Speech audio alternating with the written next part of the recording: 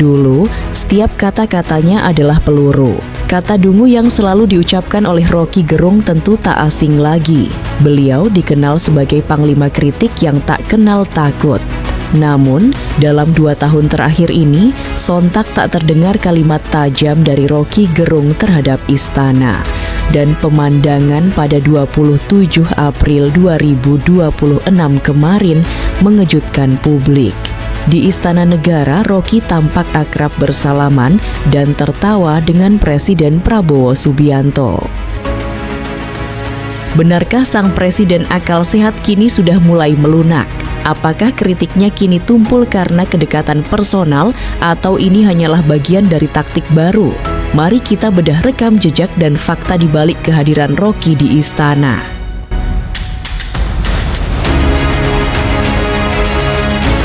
Nama Roky Gerung besar melalui kritik tajamnya terhadap pemerintahan Joko Widodo yang masif dan konsisten selama 10 tahun terakhir. Ia memposisikan diri sebagai oposisi intelektual. Sosok yang berdiri di luar sistem pemerintahan guna menjaga nalar publik. Baginya, pemerintah tanpa kritik adalah pemerintahan yang dungu. Publik ingat betul bagaimana ia konsisten menyerang kebijakan mulai dari Undang-Undang Cipta Kerja hingga dinasti politik terah Jokowi. Rekam jejak ini membuatnya memiliki banyak pengikut fanatik yang mengidolakan suara-suara pedas di tengah senyapnya oposisi di parlemen. Rekam jejak lain, Roky Gerung pada dasarnya memang merupakan akademisi. Beliau sempat aktif mengajar sebagai dosen di Universitas Indonesia. Intelektualitas sang Roky Gerung tak perlu diragukan lagi. Nalar kritis dan argumen tajamnya selalu membuat orang yang melihat terpukau. Tak heran jika kehadirannya senantiasa membawa perbedaan dan ciri khas tersendiri yang dikagumi oleh masyarakat luas.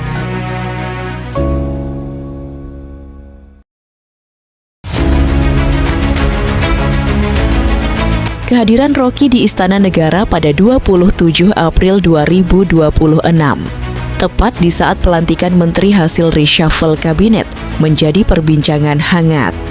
Absennya Roky Gerung dalam memberi kritik tajam akhir-akhir ini, ditambah lagi kedatangannya ke istana, membuat netizen bertanya-tanya, apakah integritas sang pakar kritik telah memudar? Momen jabat tangan Roky Gerung dengan Prabowo dan Gibran di istana mencuri perhatian. Terlihat bahwa Roky tertawa saat menyambut jabatan tangan dari Presiden Prabowo. Yang menarik adalah sapaan Prabowo kepada Roky yang menyinggung perannya sebagai disiden, sebuah istilah untuk menyebut pembangkang atau orang yang berlawanan dengan kebijakan pemerintah. Menanggapi hiruk-pikuk pemberitaan tentang dirinya, Roky Gerung punya alasan tersendiri. Ia hadir untuk mendampingi sahabatnya yang merupakan aktivis buruh, yaitu Jumhur Hidayat yang dilantik menjadi Menteri Lingkungan Hidup. Roky menegaskan bahwa kehadirannya bukan untuk masuk ke dalam geng pemerintah, melainkan bentuk dukungan personal kepada sahabatnya yang merupakan pengawal isu lingkungan.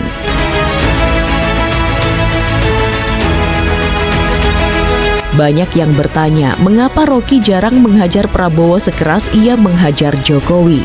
Kami telah menganalisis beberapa sebab mengenai fenomena ini. Pertama ialah hubungan personal yang panjang antara Roky Gerung dan Prabowo. Roky berulang kali mengakui bahwa Prabowo adalah teman diskusi lama. Secara psikologis, mengkritik teman lama dengan retorika kasar tentu berbeda dengan mengkritik lawan politik. Selama kurun waktu 10 tahun, Prabowo merupakan rival utama Jokowi sekaligus pihak oposisi. Posisi tersebut seiring dengan posisi Roky Gerung sebagai akademisi dan kritikus pemerintah. Kita semua menyaksikan bagaimana keras dan tajamnya kritik Roky Gerung di masa pemerintahan Jokowi. Alasan lain mengapa Roky Gerung tak segarang dulu ialah berkaitan dengan transisi politik. Roky beberapa kali menyebut bahwa ia masih memberi waktu bagi pemerintahan baru untuk bekerja. Walaupun demikian, ia sempat mengkritik pengangkatan tokoh-tokoh yang dianggap anti-demokrasi di kabinet.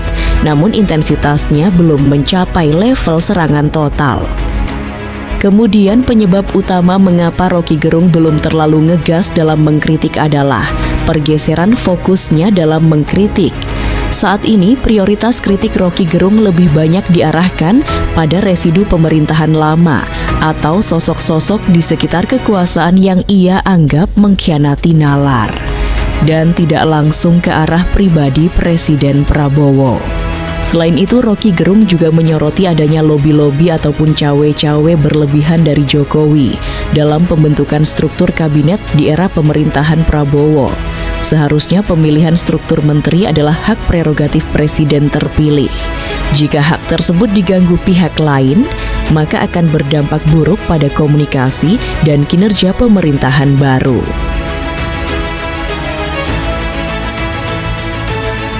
Sebetulnya, Roky Gerung tidak sepenuhnya berhenti dalam memberikan kritik demi kemajuan bangsa. Terbaru, Roky saat ini masih terus aktif mengajar dan memberikan kuliah umum di kampus, serta menghadiri berbagai seminar dan forum diskusi kebangsaan. Walaupun saat ini sudah jarang terlihat di televisi nasional, Profesor Roky Gerung tetap eksis dalam memberikan sumbangan pemikiran pada podcast maupun diskusi lainnya. Akan tetapi, sikap cair Roky Gerung ini menimbulkan tanda tanya besar dan sangat beresiko untuk reputasi Roky Gerung sendiri. Mengingat publik Indonesia sudah terbiasa melihatnya sebagai batu karang yang keras. Tanpa kritik kerasnya, denyut nadi demokrasi seakan terasa berhenti. Kedekatannya dengan lingkaran istana bisa saja memperlemah kredibilitasnya sebagai pengamat independen. Jika ia hanya tajam pada satu rezim, tapi tumpul pada rezim yang lain, maka narasi akal sehat yang ia bangun selama ini bisa dianggap tebang pilih. Celah ini kemungkinan bisa dimanfaatkan para pengamat lain untuk mempertanyakan, apakah kritik Roky berbasis prinsip atau hanya soal siapa yang berkuasa.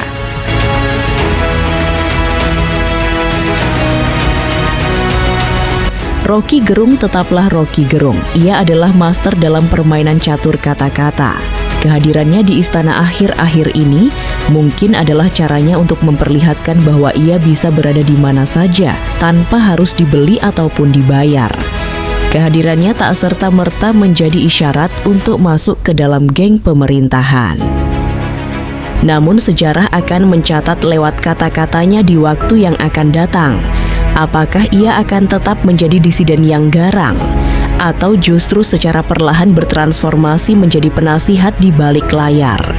Tulis pendapat cerdas kalian di kolom komentar. Terima kasih telah menonton.